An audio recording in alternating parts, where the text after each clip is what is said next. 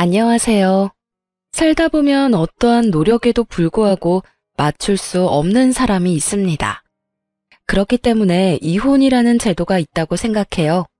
하지만 오늘 제가 이야기할 사연의 주인공은 남편이 아닙니다. 오히려 남편은 그런 저를 잘 다독여주고 보듬어주는 아주 좋은 사람이거든요. 가끔씩 어떻게 그런 나쁜 사람이 이런 좋은 사람을 키웠나 하는 의아한 마음까지 들 정도예요. 저와 잘 맞지 않는 사람은 바로 시모거든요. 시댁은 아들이 셋이나 되는 아들 부잣집이에요. 남편은 그 중에 막내였고 위로 두 아주버님들은 여태 결혼을 하지 못하고 계셨어요. 그래서 그런지 시아버지는 첫 며느리인 저를 아주 특별하게 생각해 주셨어요.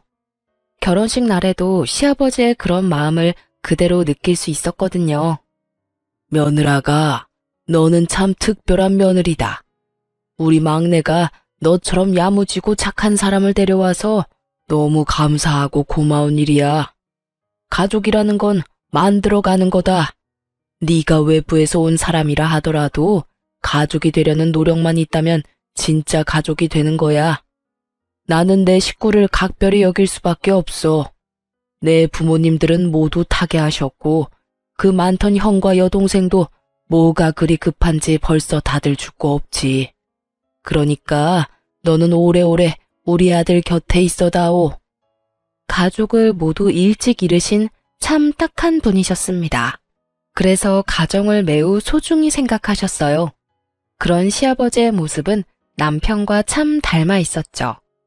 네, 아버님, 저도 건강하게 그 사람 곁에서 오래오래 있을게요. 아버님도 오래오래 함께 해주세요. 그렇게 대화를 나누며 화기애애한 모습을 보인 것과 달리 시모와의 관계는 처음부터 그리 좋지 않았습니다. 그리고 결혼할 때에도 시모는 저를 쳐다보지도 않았어요.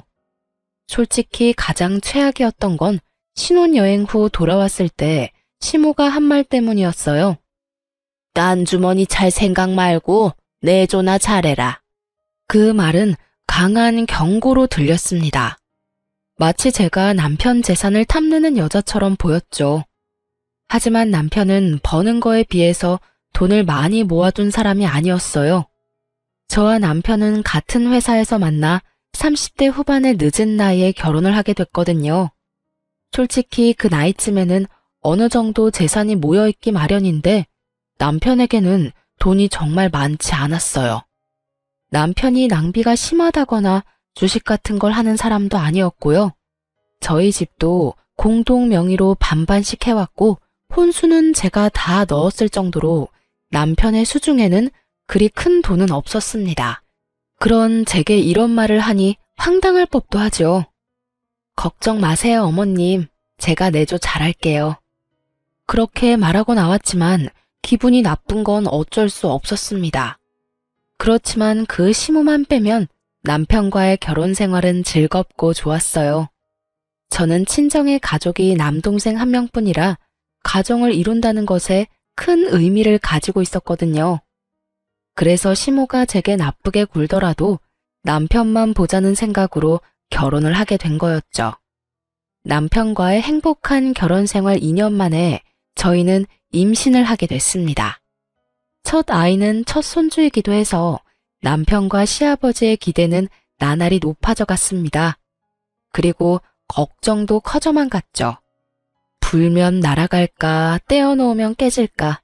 정말 두 사람의 걱정을 한 몸에 받고 있으니 부담스럽기도 했지만 너무 기뻤어요. 나와 아이를 이렇게 사랑해주는구나 하고. 그런데 시모는 달랐습니다. 명백히 제게 이상한 아기를 가지고 있다는 건 임신 중에 맞이했던 제사에서 확실히 느끼게 됐어요. 그날은 임신 이후 처음으로 맞이하는 제사였어요. 그 전에 2번 정도 제사를 지내본 적 있었는데 혼자서 하기엔 양이 많았지만 시모와 둘이서 일하면 그렇게 힘들지는 않았어요. 이번에도 시모와 둘이서 하면 되겠지 하는 생각으로 왔는데 웬걸? 시모가 저에게만 모두 시키는 거예요. 요리도 기존에는 밑준비를 해주셨지만 이번에는 밑준비조차 안 되어 있었어요. 결국 시모는 저를 감독하기만 하고 저 혼자 모든 일을 해야만 했습니다. 남편이나 시아버지가 보이는 상황이었다면 도움이라도 요청할 수 있었는데 시댁 집 구조가 부엌이 거실에서 안 보이는 곳에 있어서 얼굴도 한번 볼 수 없었어요. 저는 슬슬 걱정이 되기 시작했습니다. 임신 20주의 산부인과에서 자궁 경부 길이를 측정했는데 2.7cm로 아슬아슬하게 위험하다는 진단을 의사로부터 받았거든요. 몸은 점점 무거워지고 저는 너무 무서워지기 시작했습니다. 그래도 제사가 끝날 때까지는 기다렸어요. 시모는 결국 설거지까지 모두 저한테 맡겼어요. 웃긴 건 남편이 부엌에 들어오려고 할 때마다 시모가 막아서며 잘하고 있으니 걱정 말라고 돌려보낸 거였어요. 하소연할 곳까지 막아버리니 입이 턱 막히더군요. 결국 저 혼자 설거지를 다 하고 시모에게 말했습니다. 어머님, 몸이 좀 안 좋아서 그러는데 설거지 끝냈으니까 잠시 방에서 쉬어도 될까요? 혹시라도 기분 나빠할까봐 공손하게 말했는데 돌아온 건 냉랭한 말뿐이었습니다. 네가 뭘 했다고 쉬어? 넌 어떻게 며느리가 돼서 시어머니보다 먼저 쉴 생각을 해? 너 임신했다고 대우받을 생각하지 마. 오늘 혼자 일했다고 나한테 뭐라고 하고 싶은 것 같은데 오늘부터 계속 너 혼자 일할 거야. 네, 그래도 오늘 일은 다 끝났으니까 쉬어도 되는 건 맞죠? 저도 말이 곱게 나오지는 않았습니다. 앞으로 혼자 하라는 그 이야기에도 한마디 하려고 했지만 몸이 힘드니 그냥 쉬고 싶은 마음뿐이었거든요. 일이 어디가 다 끝났니? 오늘 네가 해야 할 일 하나 더 있어. 냉장고 정리 좀 해야 하는데 해놓거라. 나이가 들어 힘이 없으니 일을 못하겠구나. 네가 더 어리고 쌩쌩하니 네가 해. 깨끗하게 못하면 깨끗해질 때까지 시킬 테니까 한 번 할 때 열심히 해. 알았어? 그렇게 말하고 시모가 돌아서는데 진짜 머리 뚜껑이 열릴 것 같더라고요. 내가 왜 여기까지 와서 시모가 어질러 놓은 냉장고 뒤치다꺼리를 해야 하나 싶었죠. 그런데 너무 스트레스를 많이 받았는지 배가 사르르 아파오더군요. 덜컥 걱정이 됐습니다. 저는 부엌에서 배를 부여잡은 채 남편을 불렀어요. 여보, 이리 좀... 무슨 일이야? 나 배가 너무 아파. 너무 무리했나 봐. 병원에서 자궁경부 길이가 짧아져서 조심하라고 했는데. 너 꾀병이지? 내가 일 좀 시켰다고 이러는 건 아니지. 어서 일어나지 못해? 시모의 말은 귀에 들어오지도 않았습니다. 아이가 잘못될까봐 그것만 걱정됐어요. 많이 안 좋아? 병원 가자. 내가 부축할게. 걸을 수 있겠어? 결국 시댁은 한바탕 뒤집어졌습니다. 남편은 저를 데리고 곧장 차에 실어 병원으로 향했어요. 저희 집과 시댁은 10분 거리였고 집과 산부인과 거리도 15분 정도라 금방 도착할 수 있었어요. 그런데 의사 선생님 표정이 좋지 않더군요. 유산 기운이 있으니 당분간은 누워 지내라고 말씀하셨어요. 그리고 입원해서 상태를 봐야 하고 퇴원해도 괜찮을 때까지는 좀 있어 봐야 한다고 했어요. 그 이야기를 듣고 있던 남편이 저와 아이가 걱정이 됐는지 얼굴을 찌푸리며 제게 말을 했습니다. 이렇게 될 때까지 일만 하는 바보가 어디 있어. 아이 생각해서 조금이라도 쉴 생각을 해야지. 나도 쉬고 싶었어. 그런데 쉴 수가 없었단 말이야. 어머니는? 어머니도 같이 일하셨잖아. 어머니한테 말했으면 쉬게 해주셨을 텐데. 어머님은 오늘 손가락 하나 까딱 안 하시고 나한테 다 시키기만 하셨다고. 내가 쉬고 싶다는 말 안 한 줄 알아? 제사 준비도 요리도 설거지도 다 혼자 해서 설거지 끝나고 쉬고 싶다고 이야기했는데 어머님이 네가 뭘 쉴 게 있냐고 쉬지 말라고 하시잖아. 할 일이 아직 남았다면서 시댁 냉장고 청소까지 시키던데. 제 말에 남편 눈이 커지더니 당황스러운 표정으로 말했어요. 어머니가? 왜? 일단 알았어. 내가 어머니한테 잘 말해둘게. 미안해, 신경 못 써서. 난 당신이 힘들면 나와서 쉴 거라고 생각했지. 계속 그 안에서 일하고 있을 거라고 생각도 못했어. 그러고 보니 어머니도 이상하긴 했지. 부엌에 못 들어오게 하시더라고. 대체 왜 그러신 거지? 그러니까 이상하지. 왜 나한테 이러시는지 모르겠어. 임신을 모르시는 것도 아니고 저번 제사까지는 같이 제사 준비하고 설거지도 했는데 오늘은 아예 나한테 다 맡겨서 엄청 당황했다고. 제가 쉬고 싶어도 쉬지 못했다는 걸 알게 된 남편이 저를 안아주며 토닥거려줬어요. 어쨌든 내가 너무 미안해. 당신 힘든 줄도 모르고. 밖에서 아버지랑 이야기한다고 당신을 못 챙겼어. 다음부터는 내가 당신 챙길 테니까 걱정하지 마. 그리고 어머니한테도 확실하게 이야기해둘게. 다음부터 그런 일 있으면 나한테 전화해. 같은 집에 있어도 전화는 할 수 있잖아. 그러면 내가 확실하게 막아줄게. 남편의 다정한 말에 저는 배시시 웃으며 답했어요. 이 순간만큼은 시모의 나쁜 악담과 행동도 모두 잊을 수 있었어요. 알았어. 고마워, 여보. 고맙긴. 내가 오히려 미안하지. 당신 이렇게 될 때까지 몰라줘서. 힘들면 연차 쓰고 당분간 좀 쉬어. 우리 귀여운 딸랑구도 안정될 시간이 필요하다니까. 그렇게 남편은 저 대신 시모에게 이 상황에 대해 확실하게 말해주기로 했어요. 저는 남편만 믿고 뱃속의 아이에게 집중할 수 있었죠. 그렇게 3일간 입원하며 몸을 안정시킨 저는 퇴원하고 집에 돌아와서도 며칠간의 휴가를 쓰고 휴식을 취하기로 했어요. 마음 편히 누워있는데 시아버지에게서 전화가 왔더군요. 일하시는 동안 바쁘실 텐데도 제 몸이 안 좋다는 이야기에 시간을 내서 연락을 해주셨더라고요. 네, 아버님. 그래, 몸은 좀 어떠냐? 뱃속에 우리 손녀도 별 탈 없지? 네, 잘 크고 있어요. 몸도 많이 좋아졌고요.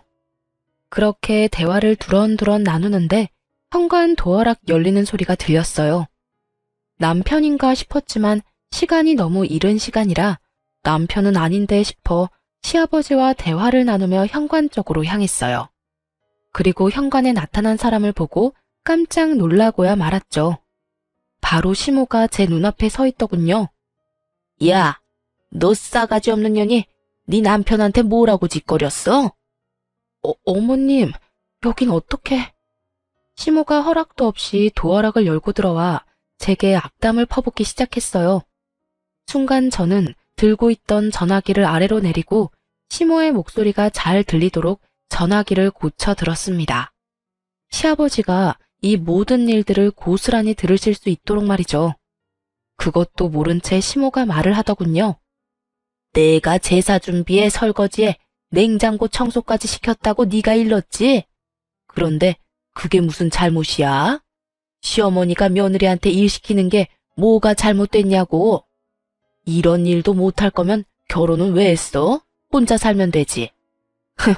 임신했다고 아주 유별나게 구는데 너 그거 꾀병인 거 내가 다 안다. 너 때문에 나만 이게 무슨 꼴이냐고. 어머님, 갑자기 무슨 말씀이세요? 진정하고 말씀하세요. 진정은 무슨? 네가 일하기 싫어서 꾀병 부린 걸로 내가 왜 한 소리 들어야 해? 시집살이 네가 덜 당해봐서 모르지? 오늘부터 너희 집 살면서 시집살이가 뭔지 가르쳐 줄까? 새파랗게 어린 년이 남편만 믿고 어디서 어른한테 수작질이야? 내가 그렇게 만만해 보였어? 어머님, 꾀병이 아니라 병원에서 이미 진단이 난 사항이에요. 잘못하면 조산될 수도 있다고요. 지금 이렇게 서서 어머님한테 추궁받고 있는 이 상황도 저한테는 그렇게 좋은 상황이 아니에요. 다시 스트레스 받으면 또 병원에 가야 할 수도 있다고요. 오호라, 이번에도 네 서방한테 내 잘못이라고 일러 바치려고? 오늘 내가 네 버르장머리를 고쳐놔야지 가만히 놔둬서 될 일이 아니었어. 애저녁에 정신교육을 똑바로 시켰어야 했는데. 시모가 제게 다가오려는데 시모의 전화가 울렸습니다. 흠칫하던 시모가 전화기를 보더니 저를 한 번 더 보더군요. 그리고는 스피커폰으로 전화를 받았습니다. 네, 여보. 당신 지금 뭐 하는 짓이야? 네? 그게 무슨 말이에요? 뭘 하다니요? 지금 임신한 며느리한테 못된 시어머니 노릇하려고 그 집에 가서 그딴 말 하고 있는 거야? 당신이 생각이 있는 사람이야, 없는 사람이야? 이제 막 애가 잘못될 뻔한 며느리한테 찾아가서 뭐? 어떻게 알았어요? 내가 아들 집에 와 있는 거. 시치미를 뚝 떼던 시모의 얼굴에서 여유가 사라졌어요. 그리고는 저희 집 주변을 두리번 살피더군요. 시아버지가 여기 있나 싶은 마음에 놀라서 확인하는 것처럼 보였어요. 내가 어떻게 알았는지 그게 왜 중요해? 지금 중요한 건 당신 행실이야. 어른이 돼서는 어린 며느리를 그렇게 쥐잡도록 잡고 시집살이? 세상이 어떤 세상인데 시집살이를 시켜? 하나뿐인 며느리야. 귀하게 여기지는 못할 망정 이렇게 사람을 괴롭히고 있으니 제삿날에도 설마 당신이 일부러 새하기 쉬지도 못하게 만들었어? 아유, 아니에요. 제가 무슨 며느리를 쥐잡듯이 잡아요. 나는 그저 지 남편 시켜서 저한테 한 소리 한 게 화가 나서.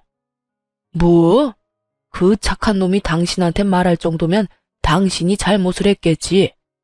내가 이번 일 그냥 안 넘어갈 거야. 애가 잘못되기라도 하면 어쩔 뻔했어. 귀한 우리 손녀딸이 뱃속에서 놀라서 큰일이라도 났으면 어쩔 뻔했냐고. 당장 집에 들어와서 조용히 있어. 알아들어? 알았어요, 알았어. 집에 가 있을게요. 전화 끊지 말고 나와. 나와서 집에 들어가서 둘째 바꿔. 전화 끊기면 당신이 다시 며느리한테 가서 드자비질 하는 걸로 간주할 테니까 전화 안 끊기도록 조심해. 결국 시모는 시부의 전화를 끊지도 못하고 저를 죽일 듯이 노려보고 밖으로 나갔습니다. 저는 그제야 안도의 숨을 휴 하고 내쉬었어요. 순간적으로 생각난 방법이었는데 너무 다행스럽게도 시부가 전화를 해주시는 바람에 시모를 물러나게 할 수 있었죠. 30분 뒤에 시아버지에게 전화가 왔어요. 그래 아가, 괜찮니? 앞으로는 이런 일 없을 거다. 혹시 여태까지 이런 일 당한 적 많았어? 저를 싫어하신다고 느끼긴 했지만 이 정도로 화나신 건 처음이에요. 고맙습니다, 아버님. 고맙긴. 다음에도 이런 일 있으면 곧장 나한테 연락하거라. 여편 내가 이상해졌어. 여태 그런 적이 없던 사람인데 이상하네. 시아버지도 이상하게 생각할 만큼 시모의 행동은 비상식적인 것이었어요. 그래도 사건은 일단락됐고 시모는 더 이상 저희 집에 오지 않았어요. 그 뒤에 시아버지에게 한 소리 크게 들었나 봐요. 그렇게 저는 37주 차에 여자아이를 낳았어요. 딸 귀한 집 딸이라 시아버지와 남편은 얼굴에 웃음꽃이 가득 피었죠. 잘했다. 예쁜 손녀 보니 기분이 좋구나. 집에 애가 있으면 분위기가 또 다르지. 자, 이거 받거라. 선물이다. 시아버지가 주신 것은 금팔찌였습니다. 첫 손주 출산이라고 시아버지께서 준비하신 거였어요. 아버님, 감사해요. 잘 보관할게요. 아이 낳는 것보다 키우는 게 더 어려울 게다. 그래도 힘내라. 애기 크는 모습 보면 힘든 게 싹 사라지거든. 아이고, 얼굴이 어찌 이리 예쁜지. 요 녀석 시집 갈 때까지 살아있으면 이 하랩이 눈에 눈물 나겠구만. 온몸으로 딸아이를 좋아하는 시아버지와는 달리 그 일 이후로 저와는 완전히 서먹해진 시모는 차가운 바람이 싱싱 불고 있는 상황이었어요. 아무리 딸 그래도 아들이 있어야죠. 아들 하나 못 낳았는데 무슨 금팔찌를 줘요? 그런 건 아들 낳고 줘도 되는데. 넌 좋겠구나. 딸 낳고도 좋아해주는 시아버지 둬서. 날카로운 말에 저는 말을 아꼈습니다. 이 좋은 날 제가 무슨 말을 해도 민감하게 반응할 것 같았거든요. 때로는 들이받는 것보다 피하는 게 나을 때도 있으니까요. 그렇게 저는 육아휴직을 쓰고 아이를 키우게 됐어요. 아이를 키우는 것은 행복한 일이었지만 출산 8개월 차가 됐을 때 걸려온 남동생의 전화 때문에 복직을 고민하게 됐어요. 바로 동생의 결혼 소식이었습니다. 얼마 전까지만 해도 1년은 더 있어야 할 수 있다던 결혼식이 갑자기 6개월 뒤로 잡혀버린 거였어요. 남동생 말로는 여자 쪽 집에서 날 받으러 갔는데 날짜가 그렇게 앞당겨져 나온 모양이라고 하더군요. 동생의 결혼식과 제 복귀는 밀접한 관계가 있을 수밖에 없었어요. 저와 남동생은 대학 시절 부모님이 돌아가셨는데 두 분의 유산을 남동생과 둘이서 나눠 가졌어요. 그런데 제가 먼저 결혼을 하게 됐고 신혼집을 찾아야 했는데 돈 때문에 쉽지 않았거든요. 그때 동생이 저를 도와줬어요. 부모님도 없이 시집 가는데 돈이라도 두둑이 가져가야지. 가족이라고는 나뿐인데 내가 누나를 안 챙겨주면 어떡해? 내 몫으로 받은 유산 딱 절반을 누나한테 줄게. 나는 아직 어리니까 살면서 돈 더 벌면 되고 힘들 때는 누나가 도와주면 되잖아. 그치? 안 받겠다는 걸 동생이 억지로 쥐어준 돈이 있었어요. 그때 제가 울면서 그랬죠. 고마워. 너 결혼할 때는 꼭 내가 도와줄게. 그리고 네가 준 것만큼 꼭 나중에 돌려줄게. 집 살 때 그렇게 다짐을 했었어요. 남동생 덕에 괜찮은 집을 사서 들어갈 수 있었으니까요. 처음에는 금액에 맞게 전세로 들어가려고 생각도 했는데 당시에 깡통 전세나 전세 사기 뉴스가 많아서 고민하다가 집을 사서 들어갔거든요. 그리고 남동생의 행동을 알게 된 남편도 너무 고마워했었죠. 그래서 육아휴직을 계속하고 있을 수 없게 됐죠. 조금이라도 더 모아야 동생에게 더 줄 수 있으니까요. 물론 저 혼자만 그렇게 생각한 건 아니었고 이것도 남편과 상의를 다 한 상태였어요. 처남이 진짜 우리한테 큰 도움을 줬잖아. 그러니까 우리도 어떤 형태로든 도움을 줘야 하는 게 맞아. 우리 아이도 중요하지만 우리가 받은 은혜를 돌려주는 것도 우리한테는 중요한 일이라고 생각해. 나는 복직하는 거 당연히 이해해. 당신이 애 못 챙기는 만큼 내가 더 챙기면 될 거야. 그러니까 너무 걱정하지 말고 복귀해서 일해. 남편의 말에 저는 고마웠고 미안했어요. 저도 애를 이리 일찍 떼어놓고 싶지는 않았지만 동생을 돕는 일도 소홀히 하고 싶지 않았거든요. 다만 시부모님은 저희의 결정을 그리 좋아하시지는 않으셨죠. 그래도 저희의 선택이라며 시아버지는 저희 결정을 존중해 주셨어요. 그런데 문제는 시모였습니다. 왜 1살도 안 된 애를 어린이집에 맡기냐며 난리도 아니었어요. 그렇다고 자신이 봐줄 것도 아니면서 어찌나 난리를 피우는지. 저도 애를 어린이집에 맡기고 싶지는 않았어요. 그렇지만 봐줄 친정도 없고 시모는 저 모양이니 어린이집 말고는 믿을 곳이 없는 것도 사실이었죠. 그렇게 복직 소식을 알리고 일주일이 지난 어느 날, 저는 아주 황당한 일을 겪게 됐어요. 그날은 남편이 야근을 한다며 연락을 한 날이었습니다. 어린이집에 가서 아이를 데려와 집으로 올라오는데 아파트 저희 집 현관 앞에 시모가 서 있었어요. 어머님, 여기는 어쩐 일로 오셨어요? 연락이라도 하고 오시지. 저는 엉망이 된 집안을 떠올리며 시모를 안으로 모셨어요. 내가 오늘 어이없는 이야기를 들어서 말이다. 너 돈 번다고 일찍 복직한 이유가 네 남동생 때문이니? 제 남동생 결혼식 때 돈 해주려고 일찍 복직한 거야? 아, 들으셨어요? 맞아요. 저희 결혼할 때 동생한테 받은 게 있어서. 너 미쳤니?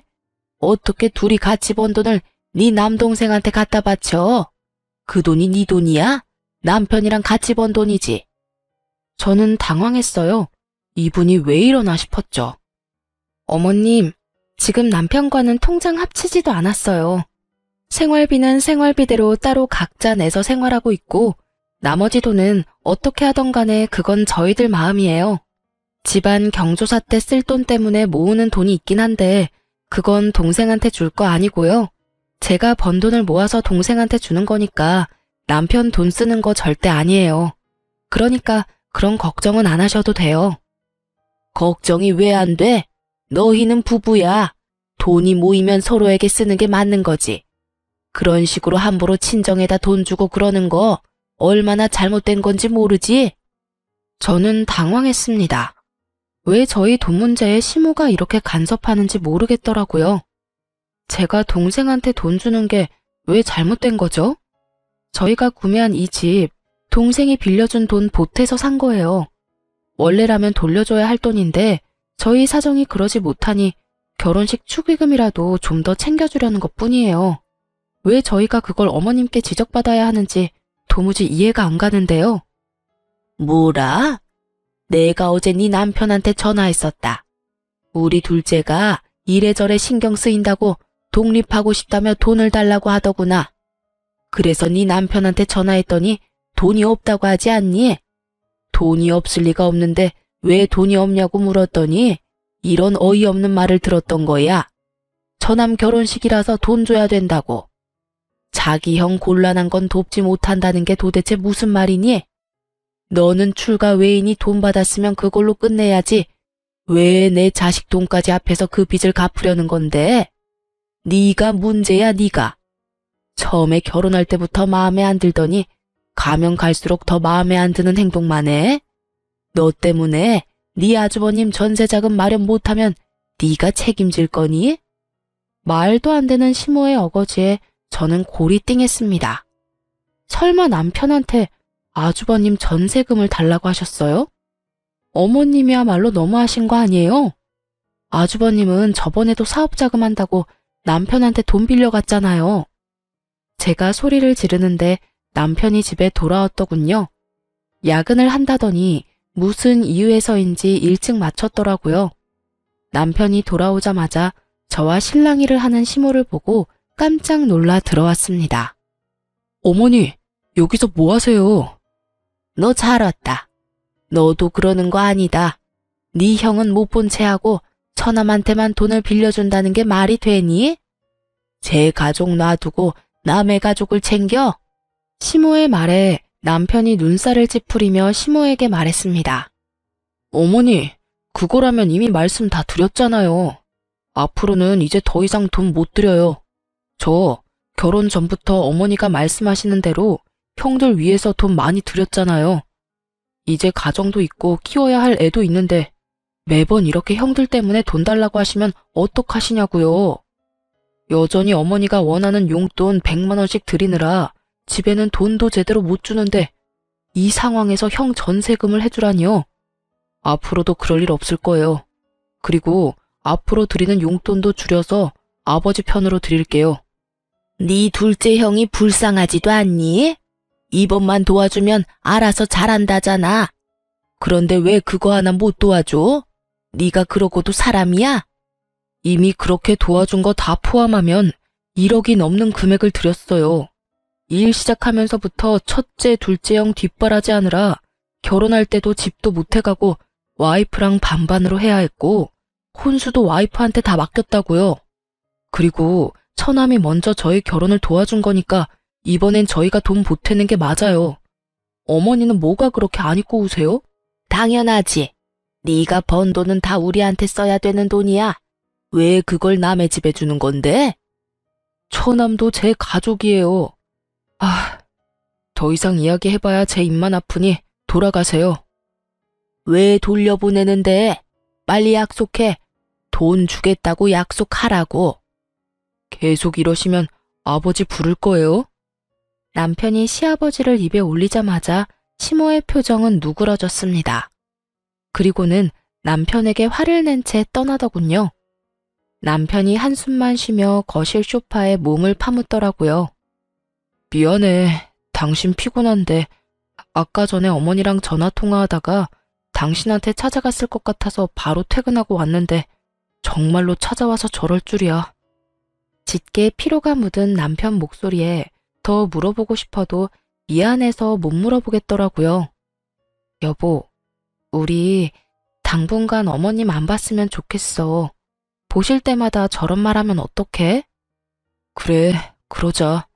당분간 거리를 갖는 것도 나쁘지는 않겠어. 결국 시모 때문에 저희는 시댁의 발길을 끊게 됐어요. 아이 때문에 못해도 2주에 한 번은 갔던 시댁이었습니다. 그리고 그렇게 발길을 끊으니 결국 시아버지는 애가 다른 모양이었어요. 예쁜 손녀딸도 함께 발길을 끊게 됐으니까요. 그래도 시아버지에게는 전화 연락은 거의 이틀에 한 번씩 드리고 있었어요.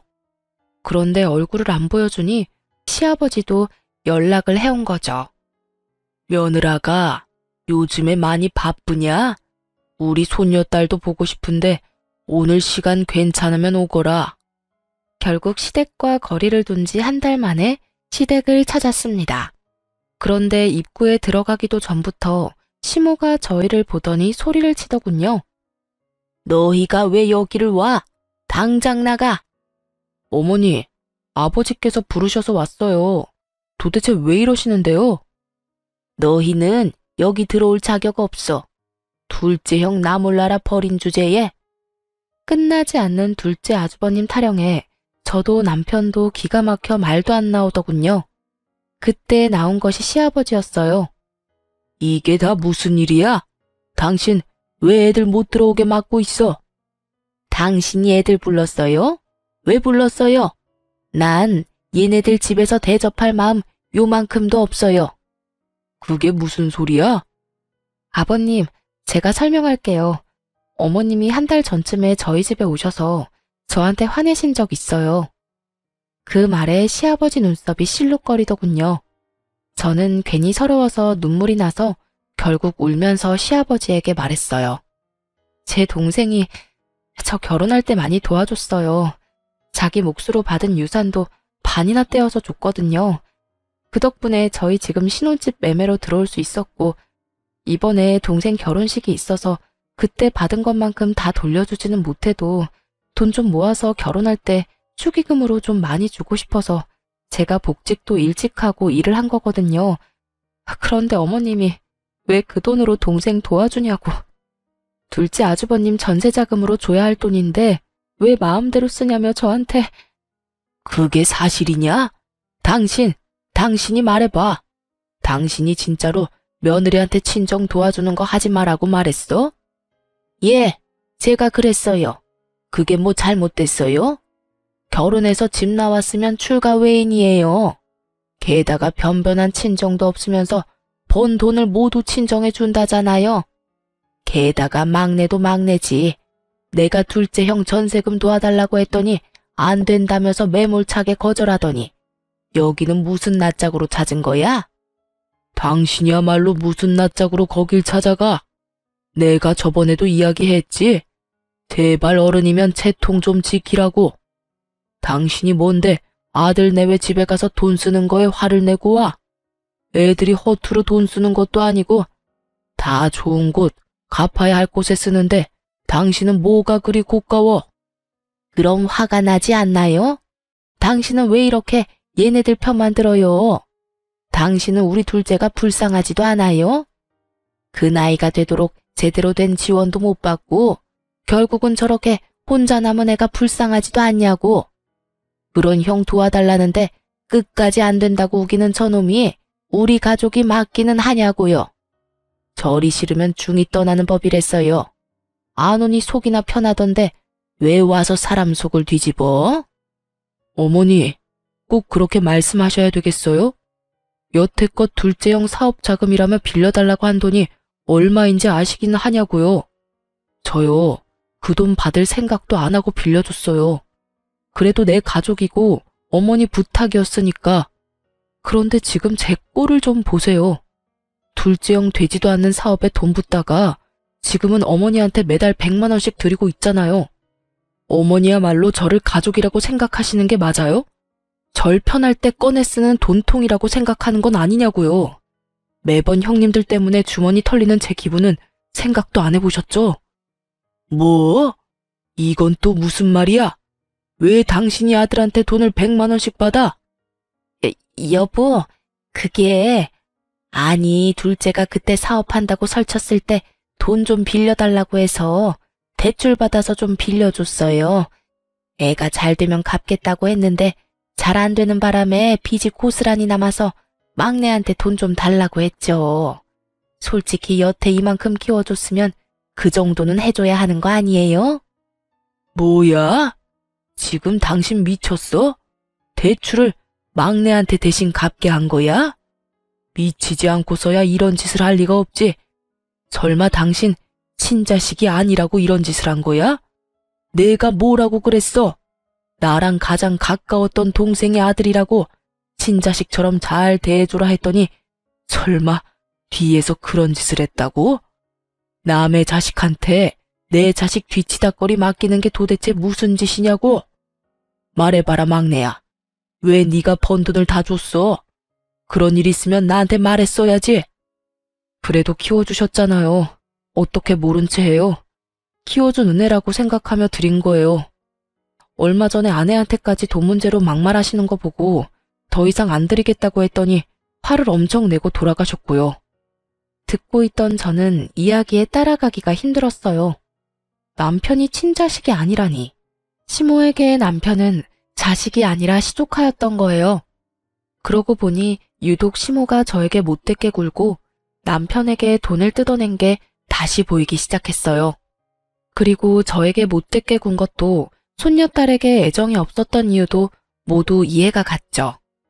제가 있어서 남편 돈을 온전히 다 못 받으니까 저와의 결혼 자체를 탐탁치 않게 생각한 거예요. 남편이 저와 결혼하지 않았다면 영영 자신의 친자식들을 위한 통장으로 사용했을 거라는 생각을 하니 소름이 쫙 끼치더군요. 착한 남편이 여태 두 형들 뒷바라지하느라 그렇게 돈이 없었구나 생각하니 남편의 주머니 사정도 이해가 갔습니다. 시부의 얼굴은 화가 나는 걸 넘어서서 곧 터질 것처럼 벌겋게 부풀었어요. 이 여편네가 정신이 나갔네 나갔어. 노망이라도 든 거야? 그래서 지금까지 막내를 그렇게 이용해 먹었다 이거냐고? 키워줬다는 이유 하나로? 키워준 은혜 갚는다는 막내한테 돈 뜯어서 당신 자식들한테 돈 갖다 바치고 다 털어먹고 생각이 있는 거냐고? 내가 저 녀석 제대로 된 인간 노릇할 때까지 돈 한 푼 주지 말라고 한 거 잊었어? 사업에 능력이 없으면 포기하고 다른 직장을 찾아야지. 나이 50이 다 돼가는 놈이 여전히 직장도 없이 집에 빌붙어 살고 그것도 막내 돈으로 속 편하게? 당장 짐 싸. 짐 싸서 둘째 녀석이랑 당신 둘 다 나가. 둘째 너는 제대로 된 직장 얻기 전까지는 집에 한 발짝도 못 들어온다. 얼른 나가. 시아버지의 말에 이 모든 상황을 관망하고 있던 둘째 아주버님이 황급히 나서며 말했어요. 아버지, 저는 잘못 없어요. 다 엄마 혼자 한 행동인데 왜 저한테까지 불똥이 튀어요? 내 말 못 들었냐? 네 놈이 일찌감치 자리 잡고 직장 얻었으면 이럴 일도 없었어. 동생 보기 부끄럽지도 않아? 아니, 이번엔 분명히 괜찮은 아이템이라 성공할 줄 알아서. 아이템 같은 소리하고 자빠졌네. 야, 똑같은 이야기를 벌써 20년째 듣고 있다. 네가 털어먹은 돈이 얼만지 알기나 해? 봐주는 것도 이제 끝이야. 그럼 집은요? 전세금이라도 주셔야 나가죠. 전세금? 네 앞에서 감히 전세금 소리가 나와? 첫 달 월세 그것만 지원해 줄 테니 다음 달부터는 네가 일해서 월세 갚아. 100만 원 딱 줄 테니까 당장 나가. 배달이든 공사판을 뛰든 뭐든 해서라도 돈 벌어. 여보, 어떻게 그렇게 잔인한 말을 해요? 여태 돌봐줬으면 많이 봐줬어. 계속 끼고 돌고 당신이 막내한테 돈 뜯어다 둘째한테 바치니까 이 녀석이 아직도 정신을 못 차리는 거라고. 어디 감히 집안을 돈 나오는 봉으로 생각해? 그리고 당신도 같이 나가. 나가서 이혼 서류 받을 준비나 해. 시아버지 입에서 나온 이혼이라는 단어에 시모의 낯이 새하얗게 질렸습니다. 네? 여보, 이혼이라니. 안 돼요. 이혼만은 안 된다고요. 뭐가 안 돼? 이번 일로 당신이 우리 집안을 내 가장 소중한 동생과 시조카를 어떻게 생각하는지 잘 알았어. 동생 내외 죽고 그 아이 데려왔을 때 내가 당신한테 부탁했지? 이제 내 가족 중에 단 하나 남은 조카라고. 위로 형이 둘이나 있었지만 자식 남기고 죽은 유일한 내 핏줄이라고. 게다가 눈이 있으면 봐. 막내가 당신한테 얼마나 살뜰하게 잘했는데 친자식보다 더 친자식처럼 섬기고 받들었는데 그런 아이 마음을 이용해서 돈을 뜯어? 네가 인간이야? 귀신도 너보다는 착하겠다. 그러니까 나는 당신 용서 못해. 그리고 둘째 싸고 돌며 집안 돈 다 떨궈먹은 것도 이해 못하고. 여보. 시모는 시아버지의 바지를 붙잡고 매달렸지만 시아버지가 차갑게 뿌리쳤습니다. 예, 막내야. 네가 어떻게 해봐. 다 너 때문에 이런 일이 벌어진 거잖아. 너 때문에 나랑 네 형 집에서 쫓겨나도 되는 거냐? 또 막내한테 그만하라고 했지? 막내 잘못이 아니라 당신이랑 둘째 잘못이라고. 애먼 사람한테 책임 전가하면 할수록 내 생각이 굳어진다는 것만 명심해. 결국 시모와 둘째 아주버님은 강제로 집을 나가게 됐어요. 시아버지가 용달차를 불러 시모와 아주버님의 짐을 싹 다 실어버렸거든요. 어딜 가든 제대로 된 직장 가지면 여기 돌아올 생각하지 마라. 그리고 당신 막내한테 연락 한 번만 더 하면 내가 다리 몽둥이를 분질러 버릴 테니까 그렇게 알고 있으라고. 결국 시모는 그렇게 애지중지하던 둘째 아주버님과 시댁에서 나가게 됐습니다. 그 이후로는 저희 남편이 주는 돈도 못 받게 됐고 단칸방에서 두 분이 살게 됐다고 해요. 게다가 나간 지 얼마 안 돼서 이혼 서류까지 받았다고 하더군요. 시아버지가 그 이야기를 하며 저한테 그러셨어요. 미안하다. 내가 좀 더 신경 썼더라면 이런 일이 없었을 텐데. 우리 집안 사정 때문에 며느라기 네가 힘들었지? 괜찮아요, 아버님. 저희는 지금이라도 다 바로잡을 수 있어서 다행이라고 생각해요. 그래, 그 두 사람한테 연락 오면 언제든지 나한테 전화하거라. 내가 가서 혼쭐을 내줄 테니까. 그렇게 시모와 둘째 아주버님이 나가고 집안은 평화를 찾았습니다. 그래도 평생을 함께한 시모와 둘째 아들이 그런 짓을 저질렀다는 걸 알고 나서 자괴감에 굉장히 힘들어하시는 것 같았어요. 그래서 저희는 시아버지와 함께 만나서 식사도 자주 했고 집으로 초대도 많이 했어요. 그리고 아이와 시아버지를 모시고 함께 여행도 다녔죠. 예쁜 손녀딸과 함께 지내면 비어버린 마음 한구석도 채울 수 있을 것 같아서 그렇게 해드렸어요. 그날도 시아버지께서는 아이를 목에 태우고는 여행을 갔다가 집으로 돌아오는 길이었어요. 시댁 앞까지 시아버지를 모셔다 드리려는데 그 앞에 시모가 서서 시아버지를 기다리고 있더군요. 싱글벙글 손녀 재롱에 즐거워하던 시아버지의 얼굴이 얼음장처럼 순식간에 차가워지더군요. 여긴 왜 찾아왔어? 여보, 잘 지내고 있으니 보기 좋네요. 다른 게 아니라 둘째가 직장 취직했어요. 택배 일인데 그래도 돈 벌고 있으니 이제 자기 앞가림도 하고. 그러니 이제 저도 다시 여기로 돌아오고 싶어요. 제 평생 이룬 것들이 다 여기 있는데 아들놈은 제 돈 벌기 시작하니 저한테 돈 한 푼도 안 주고 나가라고만 하고. 돈을 벌기 시작한 둘째 아주버님이 자기가 번 돈을 쓰는 시모가 눈에 거슬린 모양이었어요. 그래서 나가라고 한 모양이더군요. 갈 곳 없는 시모가 여기로 오는 건 어쩔 수 없는 순서였고요. 참 웃기지도 않았어요. 극진히 대접해주고 받들어주는 시조카는 그렇게 구박하더니 그렇게 끼고 돌며 감싸던 자기 친자식에게는 도리어 구박을 받다니 세상 참 모를 일이에요. 차라리 우리 남편에게 조금만 더 잘해줬다면 말년에 이 고생은 안 하셨을지도 모르는데 다 자기가 뿌린 씨앗인 거죠. 몇 개월밖에 지나지 않았는데 심하게 마음고생을 했는지 살도 다 빠지고 순식간에 늙어버린 모습에 저도 순간 깜짝 놀랄 정도였어요. 우리 이미 이혼했어. 잊었어? 나는 당신이랑 다시 합칠 생각 추호도 없어. 여보, 다시 한 번만 생각해줘요. 나도 반성 많이 했어요. 두 번 다시 막내한테 그러지 않을게요. 저 지금 대출금 밀려서 큰일 나게 생겼다고요.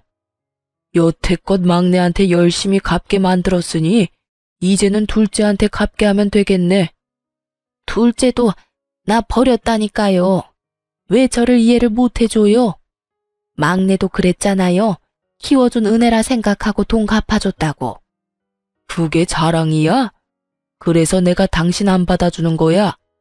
동생 죽고 막내가 우리 집에 올 때 동생 유산으로 2억 받은 거 새카맣게 잊었어? 그 돈 덕분에 우리 집 망할 뻔했을 때 그걸로 겨우겨우 살아난 거 잊었냐고? 그래서 내가 말했지. 우리 집 복덩이니까 잘 키워달라고. 당신은 내 동생 목숨값으로 잘 먹고 잘 살아놓고 은혜를 원수로 갚은 거야.